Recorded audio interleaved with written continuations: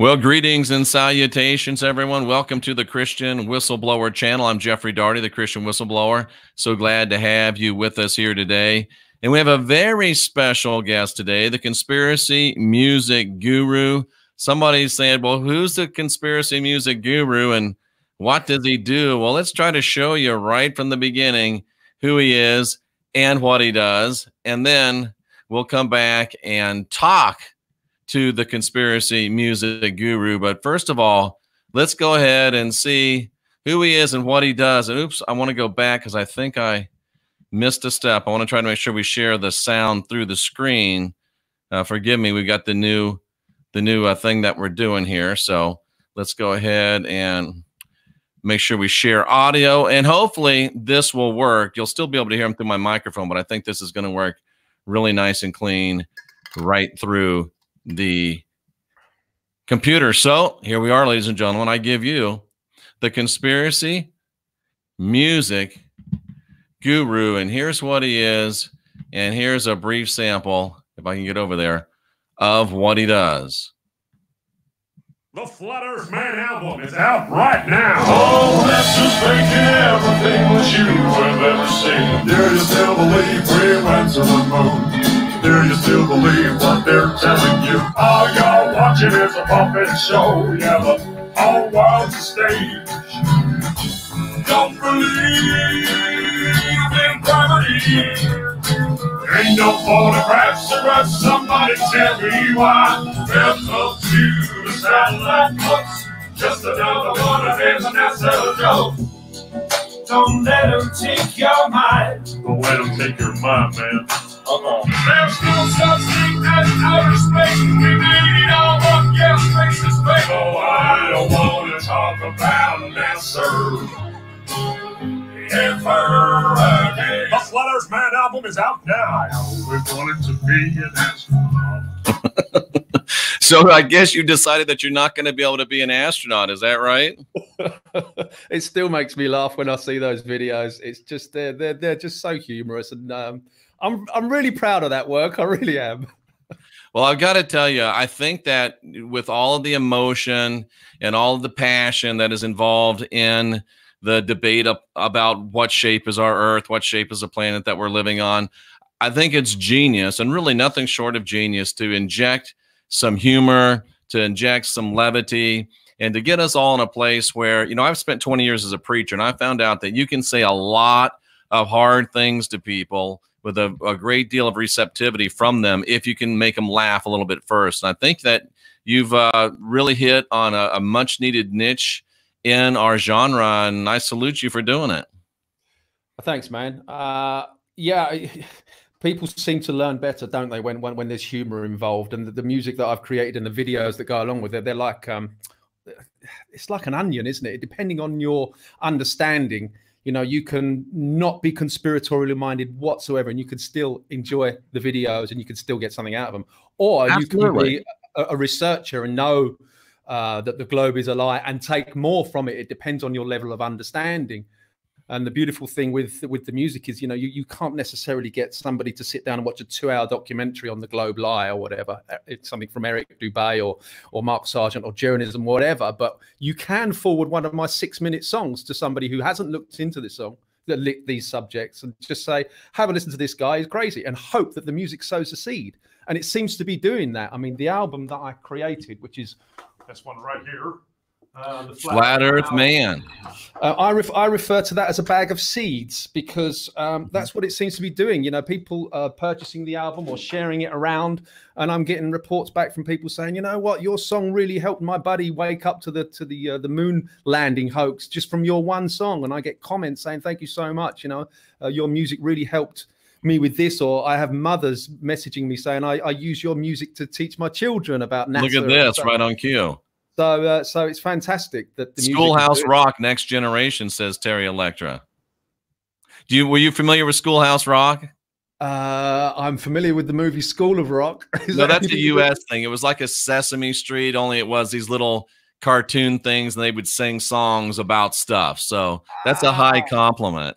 Well, great. Yeah, that's exactly what I'm doing. And yeah, the music seems to be sowing a lot of seeds and opening minds. It's, you know, it's more than music. You know, it's a lot of fun. They're very catchy songs. They're cleverly written. They sow seeds. It's conscious music. And yeah, no one's doing that. And when you put the videos together with it and add a bit of sense of humor, and you've, you know, just saw a snippet there, but you know, I've put myself in all sorts of different positions to make those videos. I mean, I've literally bent over backwards to make those videos. You know, how do you think I get my hair to go like this in some of the gravity? You know, I'm actually filming it upside down. So a lot of fun to make, an awful lot of work. But when I look back at the videos, I just think, wow, that's, you know, it still makes me laugh. So I hope it's doing the same to others.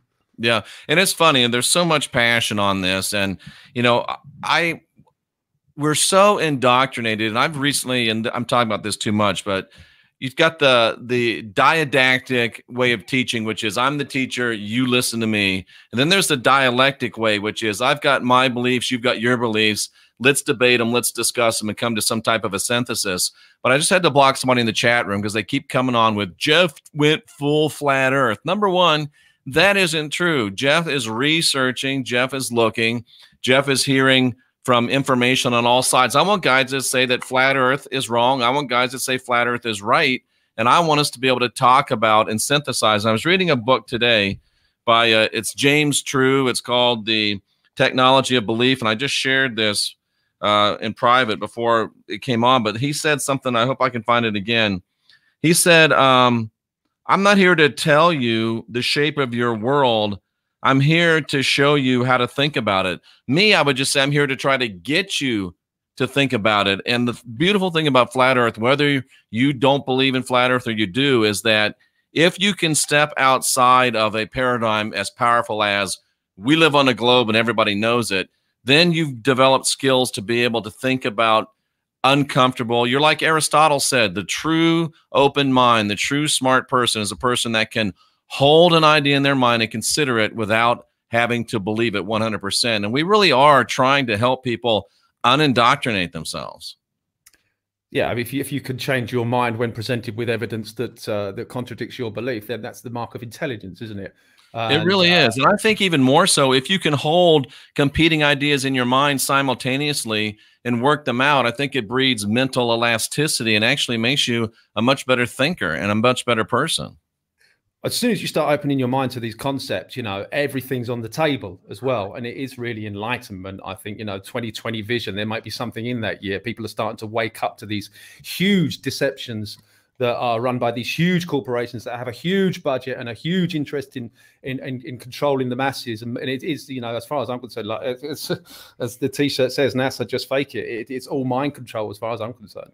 It is. It really is. And, you know, obviously, you know, you talked a little bit about this with me privately before we went on, but what was, you know, back up past flat earth, what was your, let's say, wake up moment where you realized things are not like they're telling us, they're lying to us, and I've got to start looking more deeply into what I'm being told and what I'm being sold?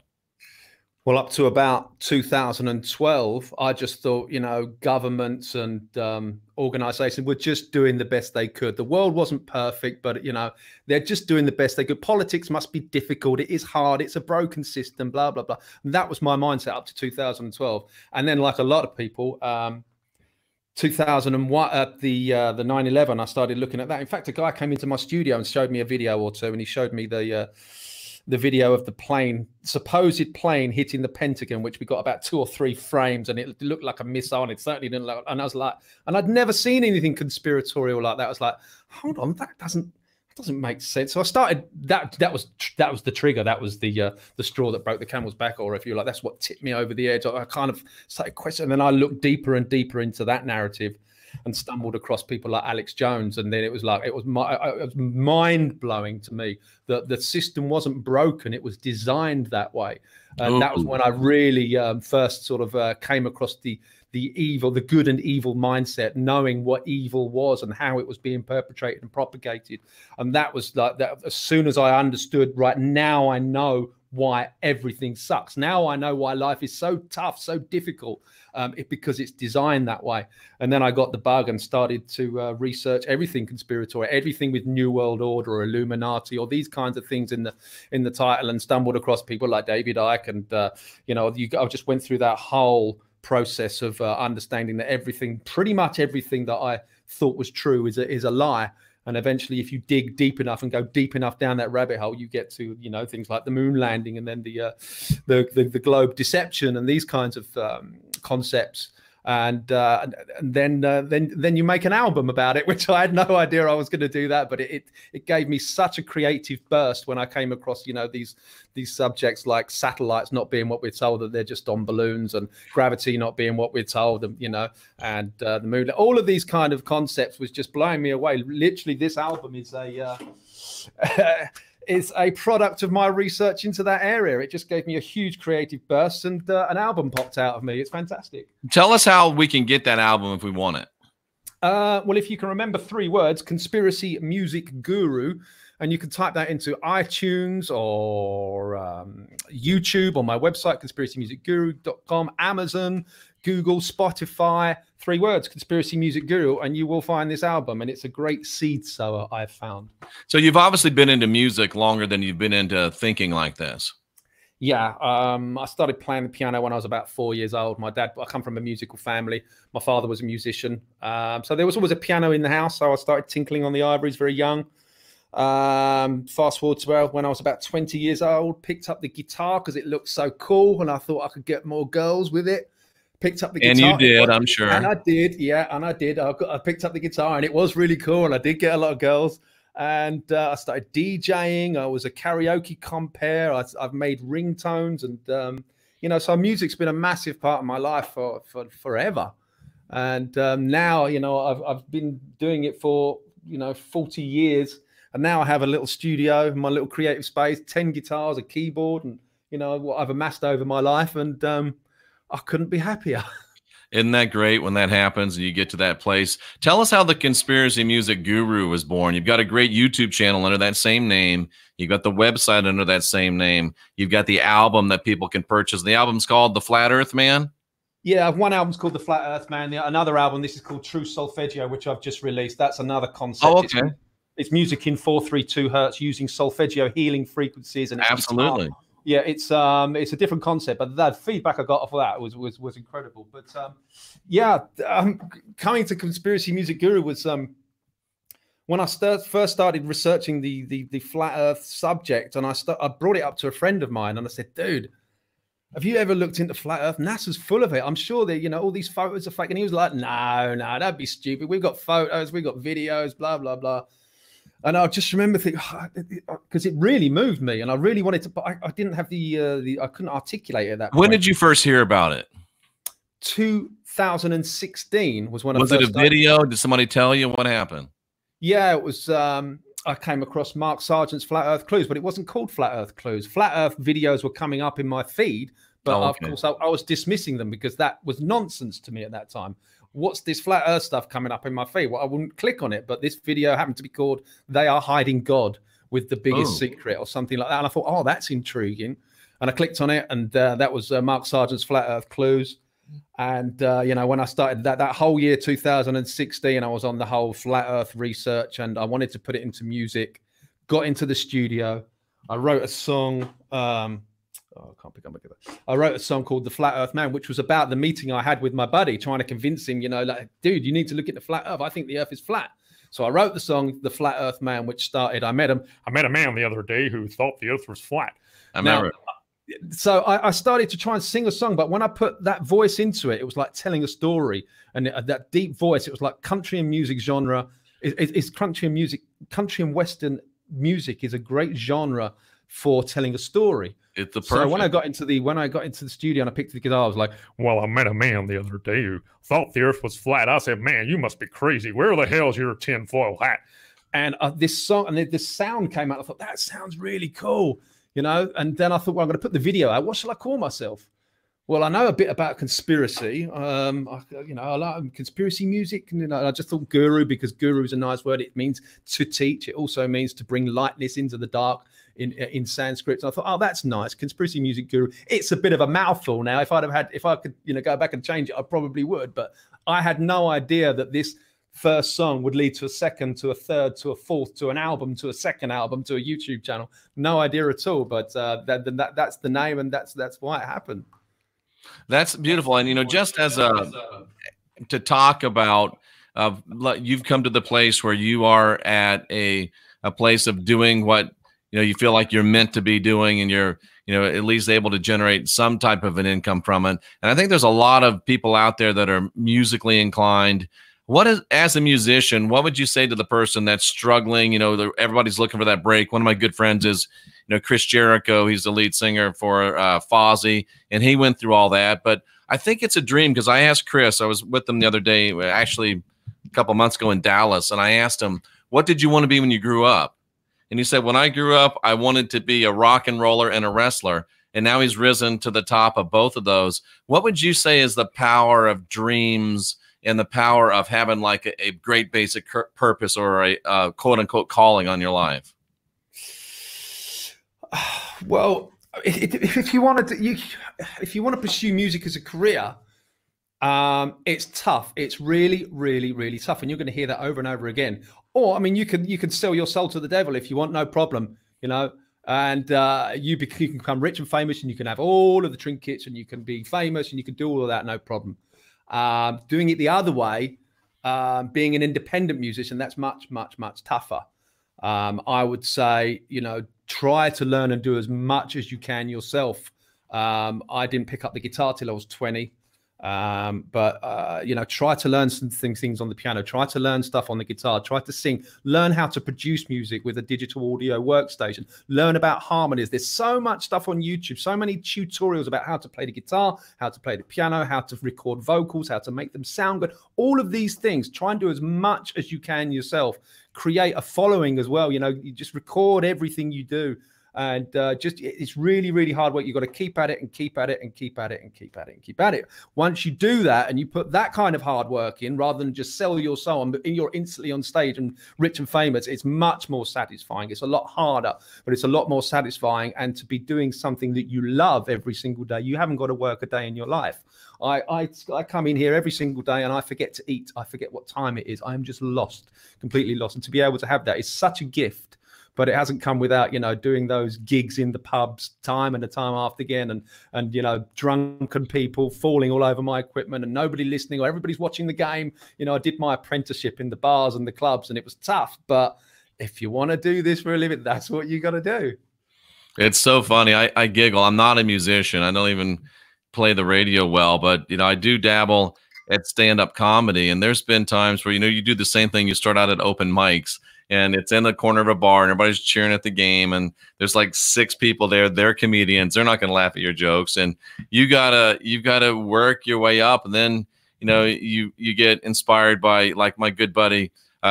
He has the Tinfoil Hat podcast. You should check him out. His name is Sam Tripoli, and that's how I wound up. I know those guys. Yeah, locked in a room with Eddie Bravo and Sam for 3 hours, and it was great. And it's just, once you're doing what you're supposed to be doing, it's just like you said, you're never working a day in your life. And you do get a lot of haters, and you get a lot of people throwing barbs your way. But the people that don't ever try are really good about sitting on the sidelines and telling you everything that you're doing wrong. But don't listen to those people. Get out there and make the mistakes and keep going and keep growing. And as Conspiracy Music Guru channel, your album, and things start to grow, what is your purpose in being there? What are you trying to do with your channel and with your music?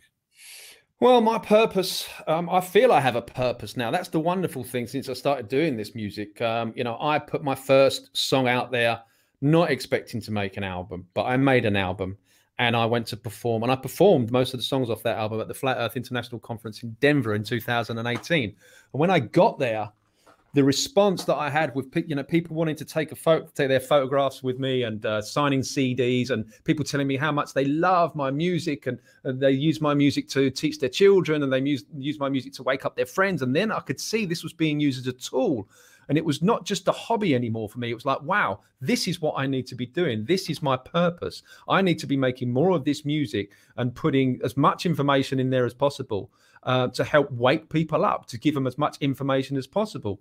And, moving on to this second album, which is called True Solfeggio, doing my research into the 432 hertz versus 440 conspiracy, I found some very compelling information. That's powerful. It's very, very powerful. But to cut a long story short, this is another product of my research into that area. And so I'm also making healing music, and with this has got embedded frequencies in from the True Solfeggio Ancient Healing. So that's not comedic at all. That's straight up healing music. Straight up instrumental music. There's no healing music out there that had the structure of music. There was healing, but like Tibetan singing bowls, right, and just all these kind of things that were just kind of monotonous, literally monotonous, monotone. But there was no music out there that had an intro, a verse, a bridge, a chorus, and and an outro, nothing like that. So it's very chilled, very laid back instrumental music using these solfeggio healing frequencies. That's a brilliant idea. I don't know if that's been done before. It's not, unless it's what I like to be the first to do these things. And I put this out there, and the response I got was quite incredible. I did my own scientific experiment, if you like. I made the music and I put it out there, and I've sold maybe a couple of thousand of these now, and I get feedback every day saying, my God, it just brought chills to my, I had chills up and down my spine. Some guy emailed me, said, your music helps to lift my anxiety. Another guy's using it to help his plants grow. He said, my plants love it. Another guy said his pets are calm when he puts it on. And I've had all of these things. It helps my baby to sleep, all of these kind of things. So there's really something about this 432 hertz. And I'm going to continue down that road with another album similar to that, which I'm working on now. But yeah, so my purpose is healing music, and music that informs, conscious music, really. We are so starved of decent music in our society. The music that we have now is not only in 440 hertz, but it's also been compressed in the name of convenience, ripping the soul out of the music. So, if you were to buy this CD, it's in 432. It's not being compressed, So the music that we have these days is just dreadful. It's absolutely dreadful. So I do think there's a war on consciousness, and I do think they're using music and frequency as a tool. So my purpose is just to do more music like this.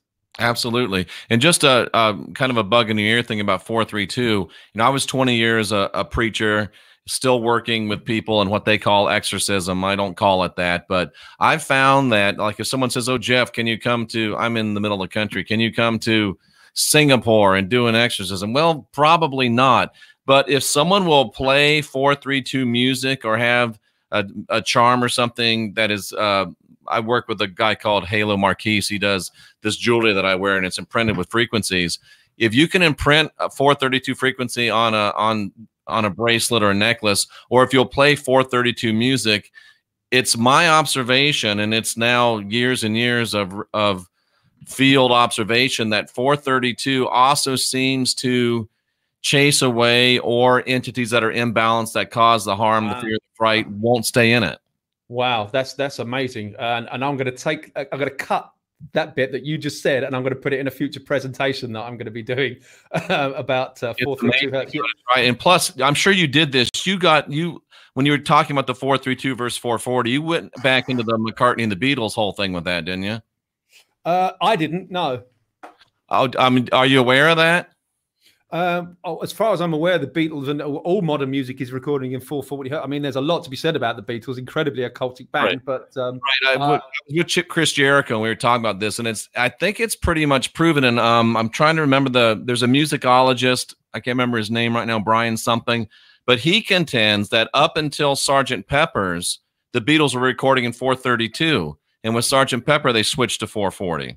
Well, I can certainly test that. I mean, I've got 432. Give me an email back, and maybe we can even talk about that on another show. But that's been my understanding, and that kind of resonated with Chris Jericho. He's got Talk is Jericho. He's on the All Elite Wrestling. He's the champion. Fozzy, lead singer for Fozzy, great guy. And we did a show about Elvis, and of course Paul snuck in there too. And it's just fascinating, if that's true, that they went from 432 to 440. Then we've got another real conspiracy for you. Conspiracy. Well, I mean, guru. I know for a fact that it was, yeah, there's definitely a song there, eh? Yeah, I know for a fact that the standard, the tuning standard was changed in 1955 as an international tuning standard. So the Beatles were after that, weren't they? So I would assume that they would just go not what, about 10 years after or so? Yeah, yeah. But just going back to what you were saying about the whole spiritual aspect of the 432 hertz, that's amazing. I mean, if you can give me a quote about that, I mean, what I have found on my research is that Tibetan monks, for instance, will have learned to sing this very, very low note. They call it a one voice chord, and it's like and the reason it's so low is it's resonating at this frequency and producing harmonics as well. So it's like they call it a chord. So there's all these different harmonics happening when they do this low voice, and it helps them to achieve altered states and to maybe, you know, get in contact with the divine, if you like. And when I played these monks, they're called the Guyomi monks, and I recorded it and I played it back and I got my tuner, and sure enough, it's in 432 hertz. How about that? Also, the Aborigines, they used the didgeridoo, and it is said that they used the didgeridoo and its harmonics to enter the dreams time, which again is an altered state and accessing the spiritual plane, if you like. I then went to YouTube, listened to a didgeridoo, recorded it, played it back, and sure enough, it's in 432 hertz as well. So how about that? So it seems that 432 hertz and its associated mathematical harmonics can lead you to altered states of consciousness. So maybe the 440 was introduced to separate us from the divine. Have you ever done any research on the hue sound and if it's at 432 or not? The hue sound? What do you mean the hue? Yeah, I was on Coast to Coast AM one time, and then this guy called me up who's I don't know, he does something with music. I don't know if he's I think he's more of an academic about music, and he said that he found that if he would produce this sound called the hue, and it's a meditation thing. I'll try to do it, but I don't have much of a, you know, I think singing. I'm aware of what you're talking about. I mean, the vowel sound. It's like hue. Yeah. If you do it right, it vibrates up in here. And exactly, when Neil and I were working on this, we found out that's 432, and that hue is what would, for lack of a better term, scare off demons. We don't think they're demons, but it, you know, to contextualize ourselves, what people are thinking. So we took that hue frequency, 432, and imprinted it on first a necklace. And when I couldn't go help people, I'd send them this necklace, and they're saying, "Oh yeah, they leave me alone now," which is amazing. Isn't that amazing? Yeah, the vowel sounds, the oohs and the ahs, and these are the sounds that create the harmonics. Right. I think the consonants are just chucked in to form, you know, cohesive, I guess, and spelling, I suppose. But this is why you will hear the monks chanting with these wah, ya, wah. You know, you can hear these harmonics that are produced. If you listen very, very carefully, everything has its harmonic. It has its harmonic frequencies as well. So yeah, these are hue sounds, a hue or the ah, the e's, and you know, you'll hear that in a lot of chanting, and it's because of the power of the harmonics. These harmonics seem to be some kind of healing frequency and access to the divine. So far, is what I understand.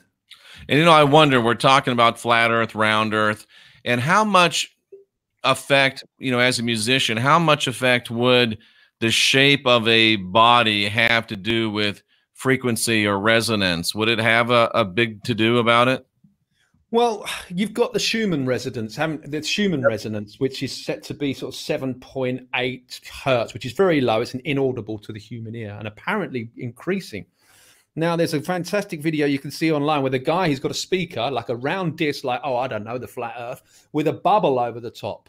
Right? He's actually put a bubble, like a liquid bubble over the top, and plays music through it. And you can see the bubble starts to move, and it's like, it's identical to weather patterns. Now, what I suggest is amazing.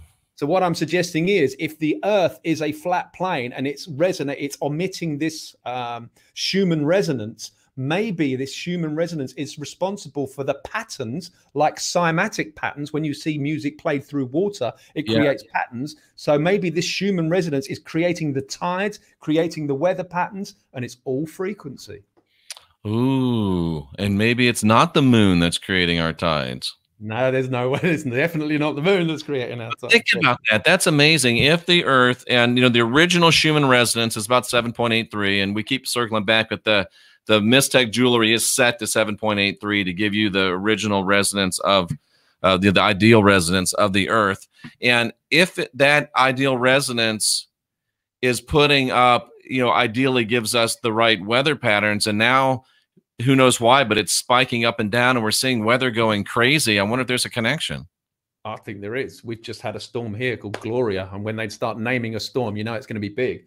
And we're in Spain, so we don't get a lot of that. So yeah, it's crazy. Look at all the fire. Look at this. There's absolutely no doubt in my mind that all this is controlled. I mean, you only have to do a little bit of research and go back to, I don't know, Operation, was it called Operation Orange? Was it? I think, I can't remember. Any cloud seeding and all of these chemtrails and everything. It's all weather modification. And if you don't believe me, go to weathermodification.com. There'll be your proof. Yeah. How do we get beyond the whatever side we're on? If we really want to have understanding, how do we get beyond the you're a globe-tard, you're a flathead? How do we get beyond that to where we can really discuss? Because let's face it, our genre, people that want to know the truth, people that are checking out of the dominant paradigm, there's not many of us. And I think we do a disservice to ourselves and to humanity if those of us that have woke up to, so to speak, to see that everything's a lie. We've got to find a way not to balkanize ourselves, not to divide ourselves into other groups that won't talk to each other. How can we bridge that gap? Your music might be a great way. Owen Benjamin using comedy, Sam Tripoli, Eddie Bravo using comedy. Maybe it is the creative arts. What's your thoughts on that?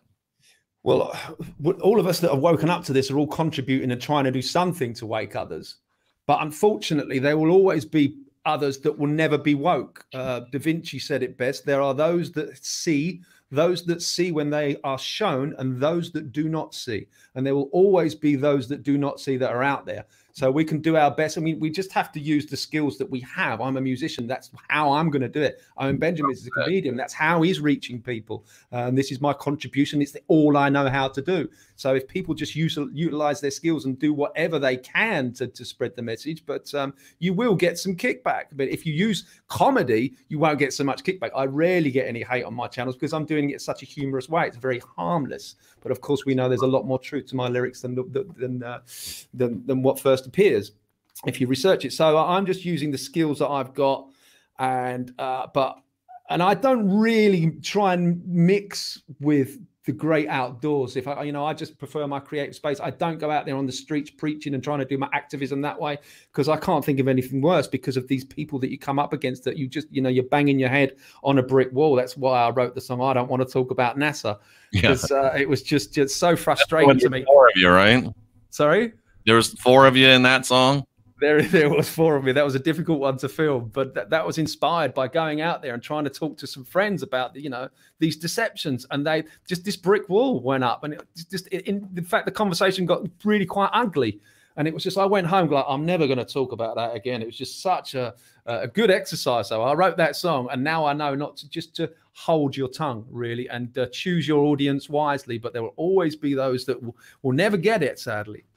Yeah, you ought to see my comments every morning when I get up and go through them. But there's a gentleman in our chat room right now named Young Pharaoh, and we're either going to talk tonight or we're putting together a show. And Young Pharaoh, I'm not sure exactly who or what he is, but he is a very proud young black man who says that his purpose is to reawaken black people to their heritage and try to help get black folks straight. I'm trying to help get white folks straight. I can't wait to talk to him. This is a beautiful, I think, opportunity. Instead of saying, "Oh, it's all black people's fault," it's all white people's fault. Let's both talk about it and come up with some synthesis. Let's come up with some ways to work things out. Are we going to live together peacefully? Are we going to just have to separate and have our own stuff?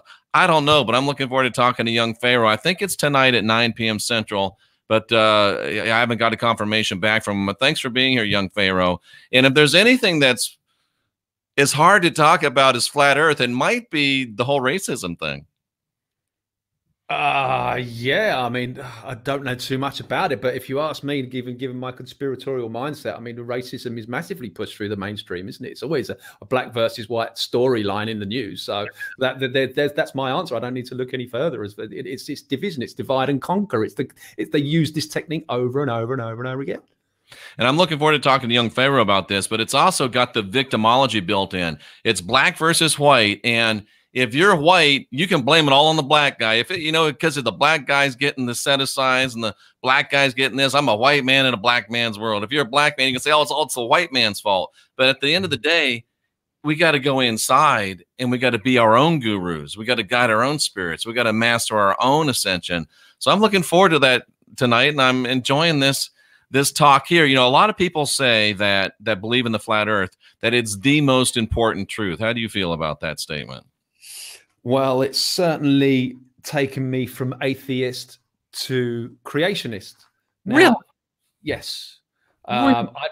Finding a flat earther that doesn't believe in God is very, very rare. It's once you start looking deep enough into it, I mean, we have the perfect sky clock. We have, everything it talks about this in the Bible, doesn't it? Isn't there 200 passages or verses that hint at a stationary, immovable plane with a firmament? And all these guys are going out there with lasers and testing it, and it's testably flat and observably flat, and the stars rotate around us give us our days, our nights, and our hours, and it's just perfect. I mean, just when you look at it critically, you think this has to be created. But before, I was an atheist on a spinning ball flying through space on a never-ending journey. And once you start looking into flat Earth, then all of a sudden you think, well, this must be a created realm. Then, so it took me from atheist to creationist, and that's huge. That's a huge jump. That's why it's important. That's huge. Let me throw a curveball to you. I spent 20 years as an Assemblies of God minister, very hardcore American Protestant Pentecostal, thank you, Jesus, healing, casting out devils, the whole 9 yards. Did you ever see the movie Leap of Faith with Steve Martin? No, I don't recall it. Well, do you remember Jimmy Swaggart? No, these are Americanisms, aren't they? I think. And I found out, at least to my beliefs, I'm a Bible college graduate, I started seeing cracks in the foundation of Christianity, that there's really two different teachings in the Bible, one of this guy named Jesus, one of this guy named Paul, and really Christianity should be called Pollyanity.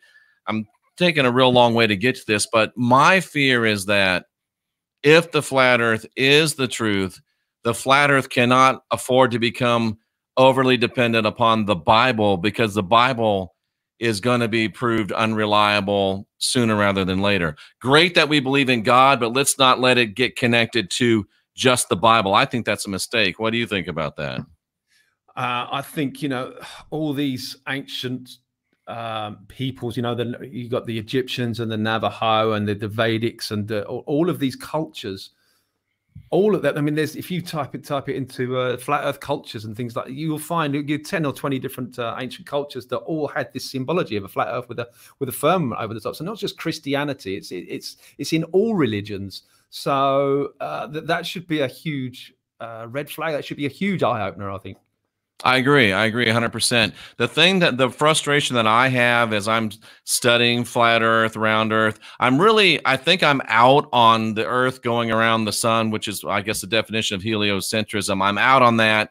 I don't see how it can happen if it's speeding up and slowing down. It would cause tidal waves. It would wreck the whole place. I'm not where I would be a flat earther, but I am a globe questioner at this point. But my problem is that a lot of times people that are flat have come to the realization of flat earth. Oh, it's really not a ball. I've been lied to, but they won't apply that same logic to the scriptures. The scriptures are the scriptures. The Bible's the Bible. It's the word of God. We can't question it. But wait a minute. Science said that the earth is a globe, and we can't question that either. I think we need to take the next step if we are a flat earth enthusiast and apply the same logic that we applied to science, apply that same logic and objectivity to to Christianity and the Bible as a document. I think that will help us all as people and as a genre. Any thoughts on that? We'll question everything, right? Even the Bible says that. You can't question the Bible. Everything but the Bible. Look at Alex Jones. Everything. The frogs are gay, but he can't question the Bible. Come on, man. Why is the Bible in an off-limit zone that it can't be questioned and it can't be studied and it can't be broken down? We know that it was written, edited, vetted. It was at least edited, vetted, and approved by the Roman Empire because they were the dominant force that Israel was under Roman military rule, and there was a censor. It's where we get our word censorship. They read every word of it, said, yeah, it's okay. You go down to your ancestors over there in the UK, King James 1600 says, hey, I want to do a little tweak on the Bible. Let's make sure we got the divine right of kings. And that whole fiasco. Christians, flat earthers are against a one world government, a new world order. But the Bible, objectively, empirically, is the product of not one, but two one world governments, not one, but two new world orders. So I'm just saying we need to examine it. Yeah. We need to examine everything. And that's thankfully what I'm blessed with a critical mind, and I look at everything and I don't, this is what I do. Anything that I see, anything that I hear, I'm skeptical about everything.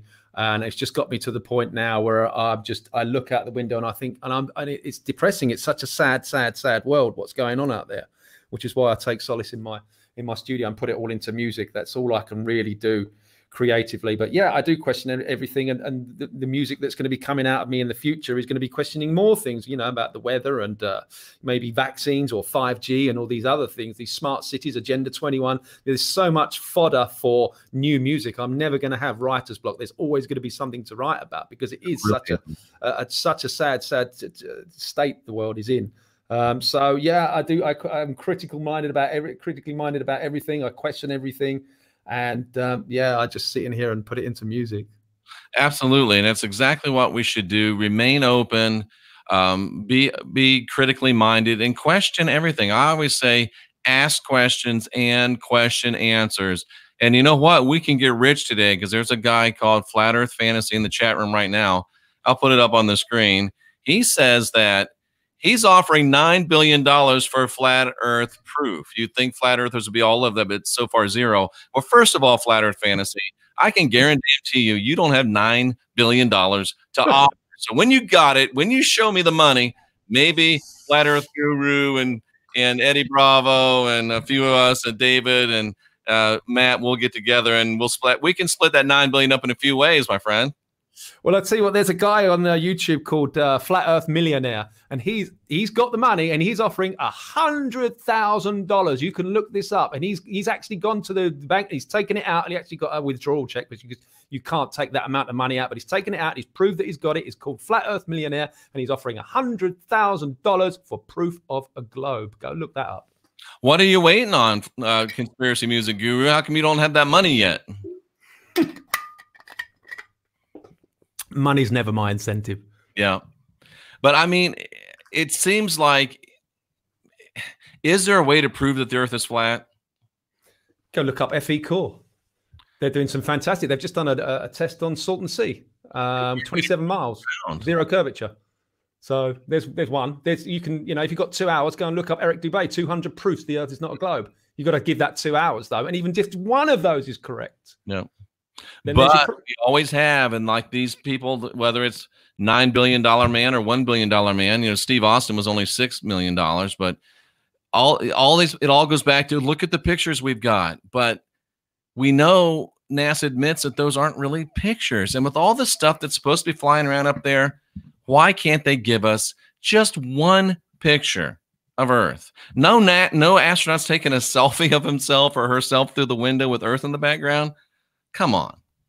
I saw one of the best NASA fails recently. Someone forwarded me a video, and it was a 360-degree camera. So it was the astronauts floating around doing absolutely nothing.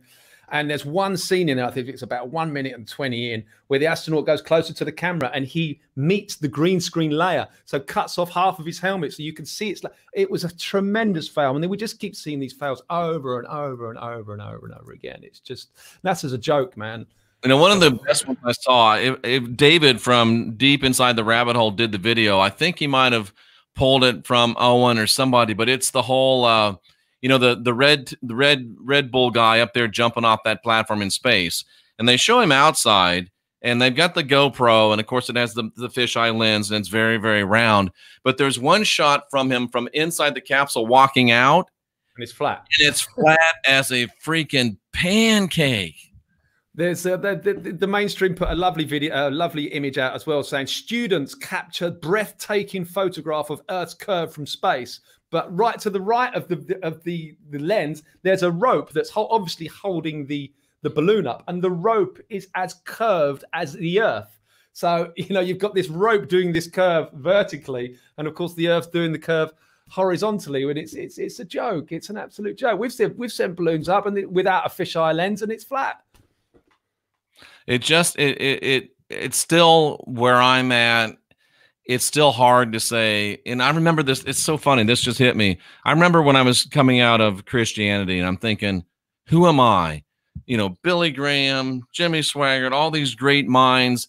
They believe the Bible is 100% true. Who are you to question? I know you think you found proof that it's wrong.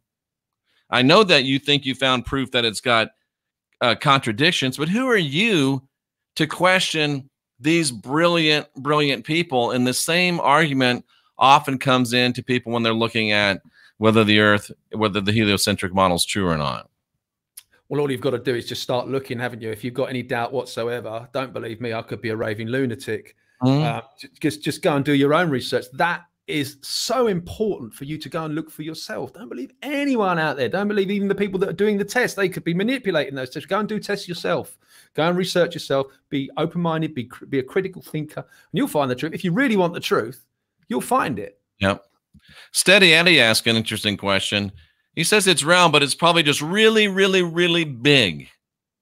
Quite possible. Quite possible. It could be a massive globe, couldn't it? I don't know. Who knows? How could you know? That though, when as we're sitting here trying to be objective, a person that is really studying and researching doesn't have a conclusion in mind, no confirmation bias, and the only reason to assume that it's really, really, really big, that's why we can't see the curve. You're really assuming that it is curved. Whereas I think the researcher would say, we're not sure if it's curved or round, but if you apply Occam's razor, the thing that requires the least amount of changes, the least amount of explanations, if it looks flat, and it always looks flat, and we've never seen it with our own eyes anything but flat, it might be flat. Of course, it might not, but it might be flat. That's our observable reality, is that it's flat. Well, water always finds its own level, and there's so many we see too far proofs. You know, we're seeing way further than we should. A good phrase is the technology that we have now has outgrown their lies. So we're using cameras with very high zoom lenses and seeing cities, and just, you know, the longest, the world record for the longest distant photography is about 200 to 300 kilometers. It's impossible on a globe, let alone the Chicago skyline across Michigan Bay or whatever it is at 50, 60 miles, being able to see that. But of course, the globeheads will tell you, oh no, that's a holographic projection coming from the other side of a supposed curve. You know, just lifting the city up perfectly to line up with the lens. It's just, no, I see a city at 50 miles. You know, it's pretty simple. It's funny you hit on the thing about Earth always finds or water always finds its level. That's true. That's undeniable. And then I'm thinking one day on this whole thing about, I don't want to become a crazy flat earther. I shouldn't even think about this. But then the thought hit me. They say that 70% of the Earth is water. And water always finds its level. So 70% of the Earth, how much of it has to be level before we say it's all level? There you go. There you go. It's all being contained, isn't it? It's just, I don't know, but you're going to get people shouting gravity in the chat, gravity, gravity, gravity, and unproven theory and nonsense. But yeah, you just open your mind, people. There's truth inside. Talk about gravity. Huh? Yeah, I did make a song about that. Yeah, don't believe in gravity. It's a great song. How did that voice just come to you, or was it something you planned?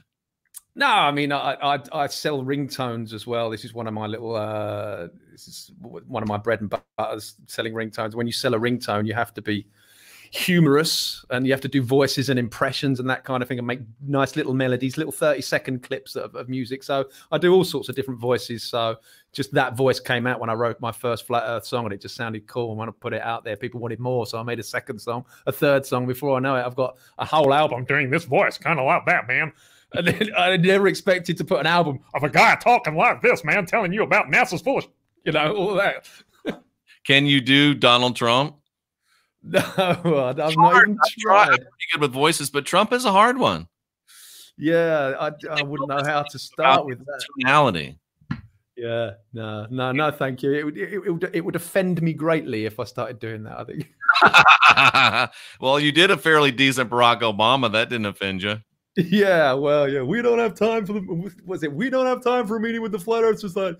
Yeah. Oh man, they're all. I just see through those puppets now. I really do. I used to think they were world leaders. Now I know different. And this bothers me. It really shouldn't. Can you see these comments that I'm putting up? Throw a wet tennis ball. How's that water? Oh my god. Yeah. That long on. What's he called? Woketown. And he was. I think throw a wet tennis ball. How's that water reacting? Yeah, when you spin a ball, it flies off, right? So if we're on a ball, exactly. Yeah. I asked him, we both were in Florida and we lived in Florida, and I played tennis in Florida in the rain, and you hit that tennis ball and it's just an explosion of water. And, if you put a really good spin on it, the spinning ball throws the water off. That's our observable reality.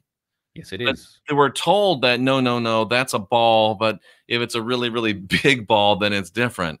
And it's just hard for me to say. It's hard for me to say, okay, I know what you don't believe what you see. Trust us, we know. It's a religion. That's why it's called the ball religion. NASA is a religion. It's atheism. It's scientism. It's Satanism. This is what it is. This is mind control. I mean, Ron L. Hubbard, the Scientology with Xena, the God, and all of that. It's all science fiction. NASA is It's no different. I mean, look at NASA's founders. You've got occultists and Nazis. It's right at the time we get this. That's exactly what I mean. A tennis ball doesn't gravity. There is no such thing as gravity. Don't believe in gravity. It's buoyancy and density and electromagnetism. But I love the fact that you got people that would otherwise be watching Jerry Springer or watching porn or doing something else, but they're actually thinking about, what is this place we live in like? What is its makeup? Is it round? Is it flat? Are we being told the truth? Are we being lied to? If people will just start thinking objectively and independently for 5 minutes, then my work here is done. And that's why I like this genre. That's why I like this whole questioning, this globe skeptic genre, because I find a lot of thinkers in here. I don't find 100% objective empirical thinkers, but I find a lot of people here that are a higher up on the objectivity scale than almost anywhere else. And I kind of like it. Yes, indeed. Yeah. Carry on. That's all we can do really is carry on. What's coming next from the conspiracy music guru? Well, more of the same, I would say. I mean, as I said before, I feel it is my purpose now, my destiny to put my truth into music. It might not be your truth. This truth might not resonate with you, but I just try and encourage people to do their own research, and I put that in the music. Do your research, people, and I think you'll find. I put that in there so many times, and I list names and things for you to research. I'm not saying believe me. Don't listen to the album and think, wow, he's definitely right now. I want people to listen to the album and go, Robert Simmons, he mentioned that in one of the songs. Let's look up Robert Simmons and see if he is the creator of the famous Blue Marble, which he is. And I just like to sow these seeds. So it's my truth. I'm putting it into my music and putting it out there. I'm doing healing music as well, guitar instrumentals, which is the True Solfeggio album. I'm also working on a follow-up to that. I'm also working on an acoustic version of this one as well. So more of the same, basically. And more, I've done a song about chemtrails as well called Look Up, and just more conscious music, really. That's my purpose. Absolutely. Tell us one more time where we can get in touch with all of your information. 3 words, Conspiracy Music Guru. You can go to YouTube and find my channel under those 3 words, Conspiracy Music Guru. If you want to look listen to my music, iTunes, Spotify, Google Play, all of the you can't, all of the music platforms I'm on. If you want to take a look at my website, conspiracymusicguru.com. 3 words, Conspiracy Music Guru. If you get a chance, will you please have a look at the pre Sgt. Pepper's Beatles music and see if it was 432 and shoot me an email? Yeah. So if you shoot me an email with the album titles or the song names, I can look them up, and then I can find out instantly if they're in 432. Just give me a list of songs, and then I'll just go from one to the next, and I'll go yes, no, whatever. But it's pretty easy for me to do. Perfect. Yeah. And depending on what we find, we might have to have another conversation about that. Yeah. Okay. Sure. Absolutely. He is a conspiracy music guru on YouTube. That's the URL for his web page as well. Get your conspiracy music guru music. Get your Sophigio music, and I have a feeling you're going to be hearing a lot more about the conspiracy music guru. And it's so important to me that we support one another within this genre. People that may not agree 100%, but yet we agree on wanting to unindoctrinate ourselves. Go over to the Conspiracy Music Guru channel and subscribe to his channel. Show him some love, show him some support, and I think together we're better than separating ourselves. So let's bind our efforts together. Let's support one another. And I really appreciate you coming on the channel today. And anytime you come up with some new stuff or interesting stuff, please feel free to reach out. I look forward to meeting you at a conference someday and shaking your hand and enjoying your company.